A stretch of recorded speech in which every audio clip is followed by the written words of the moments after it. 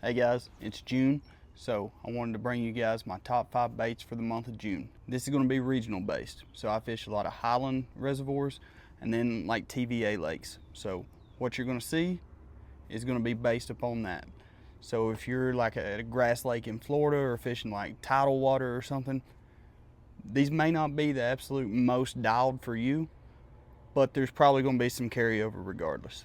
So without further ado, let's get to the baits. The first bait that I really turn to is a walking bait. Topwater is something that I really start throwing around like March to May. That's generally whenever I really lean on a buzz bait. Once the shad spawn winds down, I generally start picking up a topwater walking bait. Whenever it comes to a walking bait, I throw a lot of different ones. There's kind of 4 that I really stick with.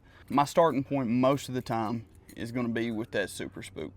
It's kind of been the staple of walking baits for a long time. Now that being said, there's a lot of baits out there now, but this bait right here still catches them.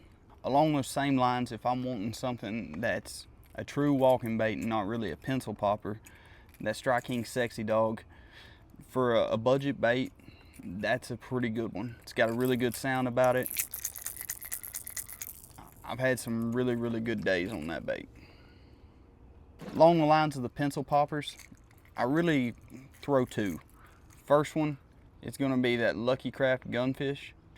To me, it's kind of the finessiest full-size topwater walking bait that I throw. Got a good sound about it. More of a high-pitched sound than some of the others. That's a really good one, especially around clear water. If I'm around smallmouth or spotted bass, that's probably going to be a starting point.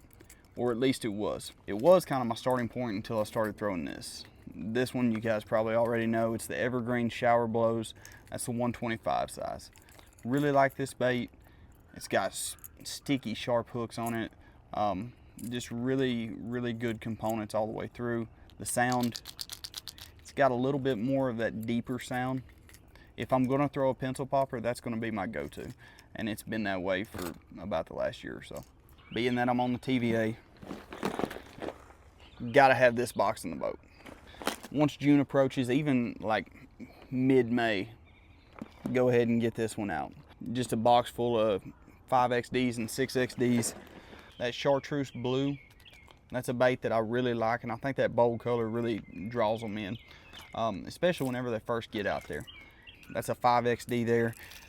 5XD, 6XD, DT16.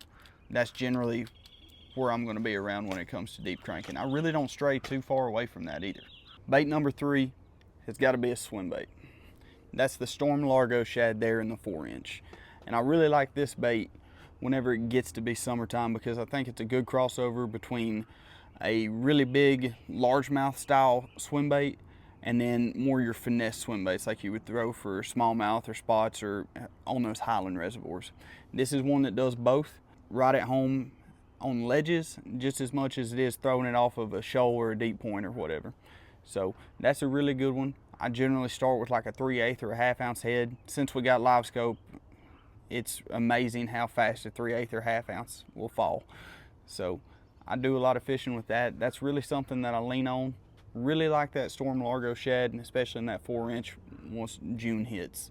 Before that, it's more the Demiki Armor Shad, Kitech, X-Zone Swammer, that sort of deal. Those other baits still get thrown, but that's going to be what gets the bulk of the work. This one is specifically TVA or largemouth related.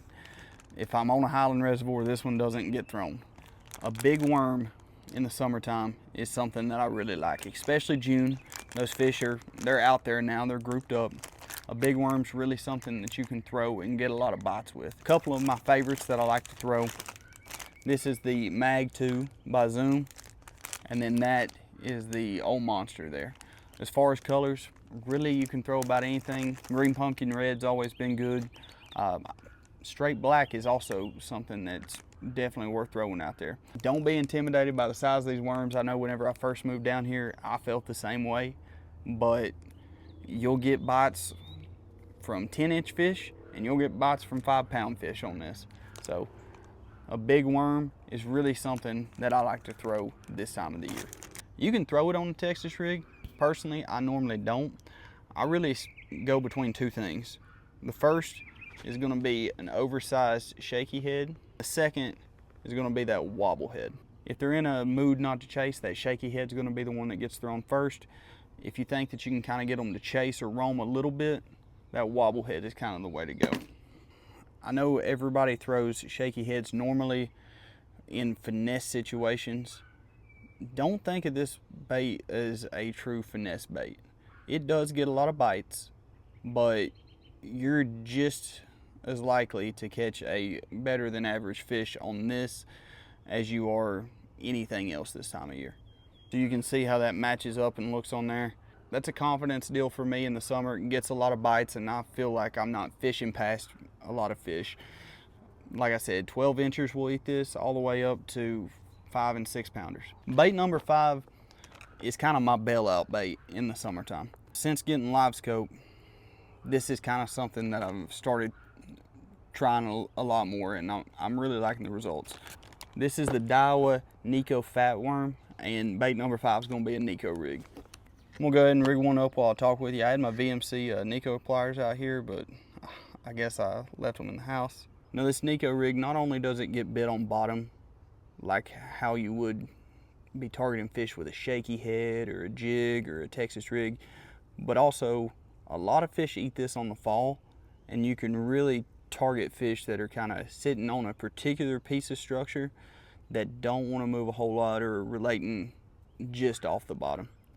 So I feel like I'm not limiting the amount of bites that I get with this. I feel like I'm actually getting more bites than I would on a shaky head. You'll see that's not the best I've ever rigged one, but there is your Neko rig.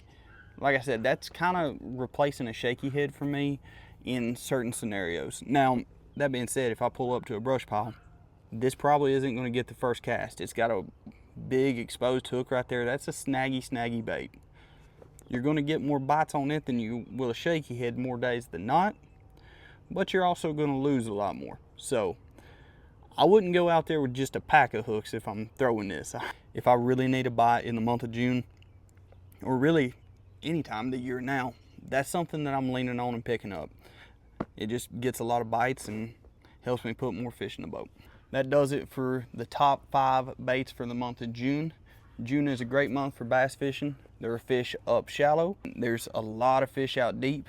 Wherever your strengths lie, there's fish to be caught. Hopefully some of these baits help you put some fish in the boat, and we will see you next month for another top 5 baits.